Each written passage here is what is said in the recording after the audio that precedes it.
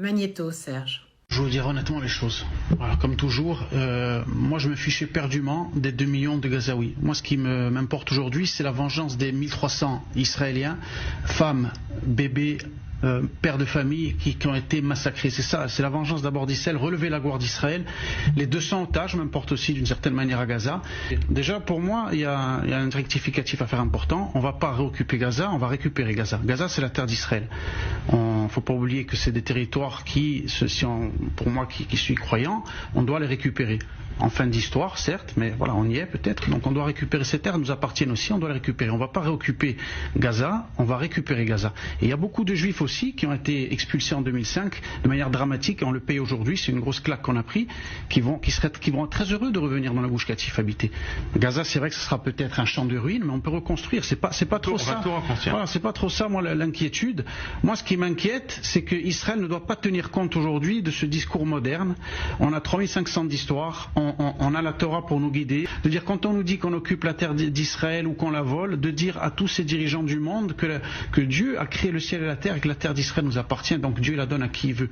Donc si les États-Unis de Biden, si la communauté internationale, si l'Union européenne ne sont pas contents de notre réponse qui doit être impitoyable et si on va reprendre Gaza, ben tant pis pour eux. On ne doit pas se soucier ni des droits de l'homme, ni de la pensée progressiste, ni du mondialisme. On doit avancer en tant que juif et quand on avancera en tant que juif, on recevra plus de claques horribles comme on a reçu. Ça, je peux vous le dire.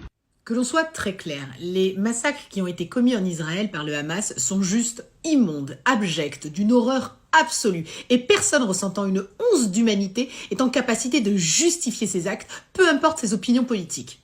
Mais les Palestiniens ont droit exactement à la même humanité. Et entendre sur un plateau quelqu'un qui justifie, cautionne, parle de vengeance lorsqu'il s'agit en fait des Palestiniens, en expliquant que même s'ils étaient 2 millions à périr, qu'il en va de l'honneur d'Israël, est tout simplement insoutenable.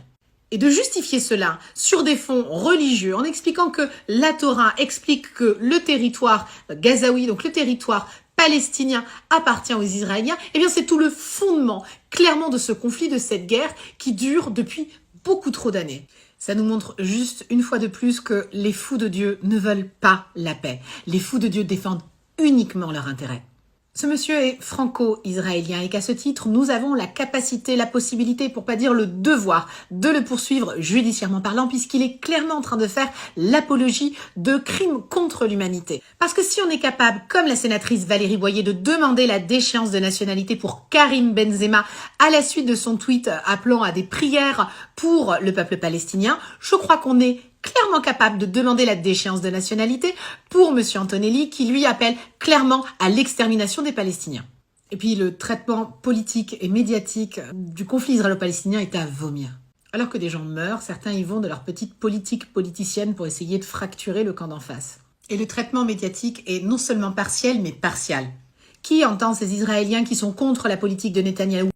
Qui entend les Israéliens qui sont pour une solution à 2 États, qui en ont plus que marre de ce conflit et qui n'aspirent pas à une vengeance et qui ne veulent pas que des Palestiniens meurent? Est-ce qu'il est possible de débattre dans notre pays, pays des libertés, pays de la liberté d'expression, de débattre sereinement du conflit israélo-palestinien et juste d'avoir des positions humanistes?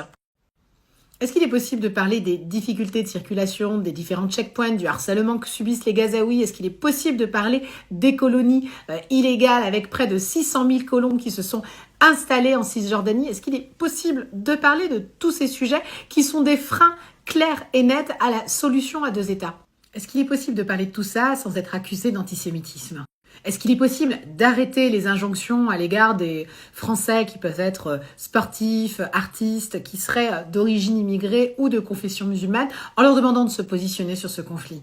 Parce qu'à aucun moment, on demande à Géraldine Nakache, Guy Bedos, Salah Chabat ou Gad Elmaleh de se positionner, leur demander s'ils ressentent de l'humanité à partir du moment où des Palestiniens se font bombarder. Est-ce qu'on leur demande ce qu'ils en pensent? Non. Non, parce qu'on ne les assigne pas au fait d'être juifs et c'est tant mieux. Parce que c'est aussi le 2 poids 2 mesures dans notre pays qui fracture. Parce que si on recherche une concorde nationale, comme l'a demandé Emmanuel Macron, alors on arrête de mettre juifs et musulmans dans notre pays dos à dos. Et comme le dit un proverbe juif, 3 choses ruinent le monde. L'oppression des serviteurs de Dieu, la justice mal rendue et l'enseignement négligé.